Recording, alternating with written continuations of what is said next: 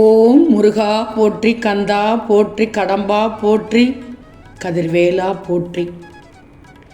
என் அன்பு தங்கமே, உன் பிரார்த்தனை நிறைவேறிவிட்டது. 31/8/24க்குள் சர்வ நிச்சயமாக நடந்துவிடும். இதை கேள், முழுவதுமாக கேள், புரியும் உனக்கு. ஆச்சரியப்படுவாய், வியப்படைவாய், மனம் மகிழ்வாய். இதை கேட்டு மன நிறைவோடு தூங்கு தங்கமே. செல்வமே, மன அழுத்தத்துக்கு ஆளாகி உள்ளாய். இப்போது மனம் பித்து பிடித்தது போல் உனக்கு இருக்கிறது. அனைத்தையும் மறந்துவிட்டு நிம்மதியாக சந்தோஷமாக இந்த பதிவை கேட்டுவிட்டு மன நிறைவோடு தூங்கு. இந்த முருகனை நம்பியவர்களை நான் நிச்சயம் ஒருபோதும் கைவிட மாட்டேன். எப்படியாவது உன்னை காப்பாற்றியே தீருவேன். கவலை கொள்ளக்கூடாது. இந்த நிலைமை கூடிய விரைவில் மாறும். அதுதான் 31/8/24. கவலையை விட்டுட்டு நிம்மதியாக தூங்கி எழு. இன்றிரவு அதன் அறிகுறியாக என் பிள்ளைக்கு கனவில் வந்து நிச்சயம் நல்ல செய்தி தருவேன். நம்பி தூங்கு. நல்ல தீர்வு கிடைக்கும். முருகா, என் வாழ்க்கையே போராட்டக்களமாக இருக்கிறது. இந்த வாழ்க்கையில் சந்தோஷத்தையே அனுபவிக்க முடியாதான்னு கேட்கிறாய், தவிக்கிறாய், புலம்புகிறாய். என் கண்மணியே, இன்னும் சிறிது காலம்தான். உனது அனைத்து கஷ்டங்களுக்கும் முடிவு காலம் வரப்போகுது. நான் திரும்ப திரும்ப கூறுவதால் என்னை அலட்சியம் செய்து விடாதே. இந்த முருகனை முழுவதுமாக நம்பி என்னை சரணடைந்த யாரும் வாழ்க்கையில் தோல்வி அடைந்தது இல்லை. முதலில் நீ தோல்விகளை பல சந்தித்தாலும் முடிவில் நிச்சயம் முழு வெற்றி கிடைக்கும். உனக்கு இப்போது நல்ல காலம் பிறக்கப் போகுது. உன் காத்திருப்பிற்கும் கண்ணீருக்கும் முடிவு காலம் வந்துவிட்டது. நான் கூறுவதை நம்பிக்கையோடு கேள். இந்த முருகன் பேச்சை நம்புவாய்தானே? உனக்கு வேண்டியதை நடத்தி கொடுக்க இந்த முருகன் தயாராகிவிட்டேன்.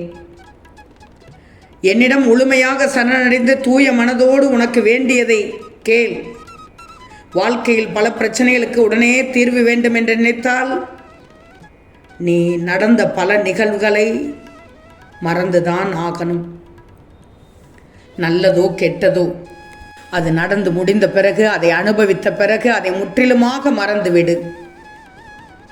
வாழ்க்கையில் எதுவும் நடக்காதது போல புதிய ஒன்றை ஏற்க பழகிக்கொள்ளேன். அந்த புதிய ஒன்றுதான் உனக்கு சந்தோஷத்தையும் நிம்மதியையும் தரும். பல நிகழ்வுகளை மறக்காமல் நீ மனதில் வைத்திருப்பதால் தான் நிம்மதி உன்னை மறந்து விட்டது என்றுதான் சொல்லணும். ஏமாற்ற உணர்வுகள் தான் உன் நிம்மதியை நிலைகுலைய செய்து விட்டது. அதனால் தான் எதை நினைத்தும் குழப்பிக்காதே என்று அடிக்கடி சொல்கிறேன்.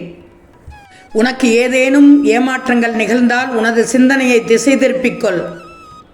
இல்லையேல் உன் வாழ்க்கை திசை மாறிவிடும்.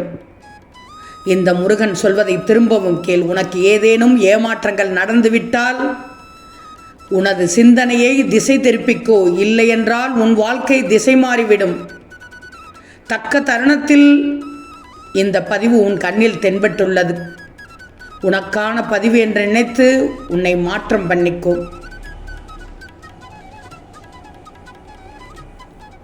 நீ எப்படியெல்லாமோ வாழ வேண்டும் என ஆசைப்பட்டு ஒரு கட்டத்தில் எப்படியோ வாழ்ந்தால் போதும் என்ற மனநிலையில் தள்ளிவிடுகிறது உன்னுடைய வாழ்க்கை. உண்மைதானே தங்கமே? ஏதேதோ கனவு காண்டிருப்பாய். எப்படியெல்லாமோ நடக்க வேண்டும் என்று திட்டம் போட்டிருப்பாய். ஆனால் அந்த திட்டத்தில் ஒரு கட்டத்தில் எப்படியோ வாழ்ந்தால் போதும் என்ற மனநிலையில் தள்ளிவிடுகிறது உன் வாழ்க்கை. ஏன்? அந்த நேரத்தில் உனக்கு பல பிரச்சனை கழுத்தை நெரிக்கும் அளவிற்கு வந்து விடுகிறது. வாழ்க்கை என்றால் சும்மாவா தங்கமே?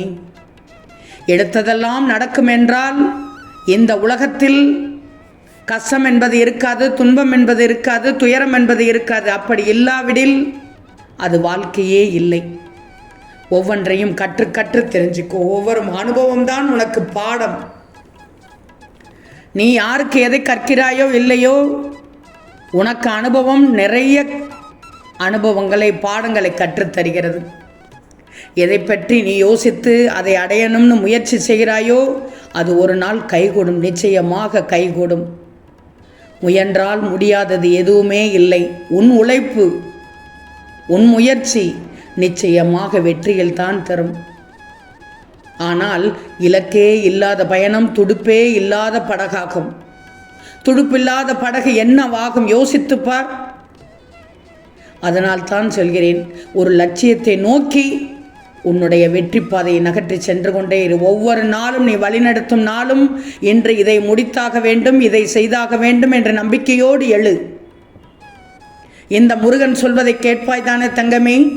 தூங்கி எழுந்து நாளை காலை எழுந்ததும் இன்றைய நாள் இனிமையான நாள், என் அப்பா முருகன் இருக்கிறார், என் அப்பா முருகன் இருக்கும்போது எனக்கு என்ன பயம், இன்றைய நான் தொடங்கும் நாள் நல்ல நாளாக இருக்கணும். முதலில் தொடங்கிய நாளில் நான் இருக்கிறேன் என்பதை நம்பிக்கையோடு எழுந்து இன்று ஒரு இலக்கை வைத்து உன்னுடைய பயணத்தை தொடங்கு. எனவே கோடிக்கணக்கான கற்பனைகள், லட்சக்கணக்கான முயற்சிகள், ஆயிரக்கணக்கான தோல்விகள் இருந்தாலும் ஒரு சில நிஜங்களோடு நீ வாழ்கிற நிஜத்துக்கு பெயர்தான் வாழ்க்கை. முயற்சி செய் தங்கமே, வெற்றி உனக்கு காத்து கொண்டிருக்கிறது. செல்வமே, உனக்கு பிடிக்காதது நடக்கும் இடத்தில் அமைதியாக இருந்து வாக்குவாதில் ஈடுபடுவதையும் விமர்சனம் செய்வதையும் விட்டுவிடு. வேடிக்கை கூட பார்க்கக்கூடாது அந்த இடத்தில். அந்த வேடிக்கை கூட தவறு என்றுதான் உன் முருகன் சொல்வேன். மனப்பக்குவத்தை வரவழைத்துக்கோ. உன் வாழ்நாளில் எத்தனையோ அனுபவங்களை நீ பெற்றுக்கொண்டுதான் இருக்கிறாய். நீ அனைத்தையும் நன்றாக புரிந்து கொண்டுதான் இருக்கிறாய். நீ நினைத்தது, ஆசைப்பட்டது கிடைக்கவில்லை என்றால் அதைவிட சிறப்பான மேலான ஒன்று உனக்கு கிடைக்கப் போகிறது என்றுதான் அர்த்தம். எதை நினைத்தும் பயப்படக்கூடாது, கலங்கக்கூடாது. உனக்குள் நிச்சயமாக மகிழ்ச்சி, வெற்றி அனைத்தும் ஒட்டுமொத்தமாக தருவேன். உன் கஷ்டங்களை உன் தலையணையோடு பகிர்ந்து கொள்வது எனக்கு தெரியும். தூங்க வந்து விட்டாலே தலையணையில் உன் கஷ்டங்கள் அனைத்தும் கண்ணீர் தண்ணீராக ஓடுகிறதே. இப்போது கூட இந்த பதிவை கேட்கும்போது உன் கஷ்டங்கள் அனைத்தும் உன் செவி வழியில் கேட்கும்போது கண்ணீர் தண்ணீராக ஓடிக்கொண்டுதான் இருக்கிறது. தூங்கி என் பிள்ளை எத்தனை நாள் ஆகிவிட்டது என்று எனக்குத்தான் தெரியும். நீ வடிக்கும் துளிகளை என்னால் பார்க்க முடியவில்லை. நிம்மதியாக தூங்கி எத்தனை இரவுகளை கடந்து வந்துவிட்டேன் என்று நீ புலம்புவது எனக்கு கேட்கத்தான் செய்கிறது. இது எல்லாம் சரியாகி நீ மகிழ்ச்சியோடு வாழப்போகிறாய். நாளைய விடியல் உனக்கு அருமையான விடியலாக இருக்கப் போகிறது. கவலைப்படாமல் தூங்கு. அனைத்தும் நல்லதாகவே இருக்கும். நான் ஒரு நல்லதொரு தகவலை உனக்கு அனுப்ப உள்ளேன். அது உன் வாழ்வை மகிழ்விக்கப் போகிறது. நிச்சயமாக உன்னுடைய வேண்டுதல் அனைத்தும் பலித்து உன் பிரார்த்தனை நிறைவேறி 31/8/24க்குள் நடந்துவிடும். ஆனால் ஒன்று தங்கமே, இந்த முருகன் சொல்வதையெல்லாம் கேட்டுக்கோ. எதை செய்யணும், எதை செய்யக்கூடாது என்று திரும்ப ஒரு முறை கேட்டுக்கொண்டு உன் வாழ்க்கையை தொடங்கு. நிச்சயமாக நாளையிலிருந்தே புத்தம்புது அத்தியாயமாக தொடங்கு. நல்ல வாழ்க்கையை துவங்கு. ஓம் ஸ்ரீ முருகா போற்றி போற்றி.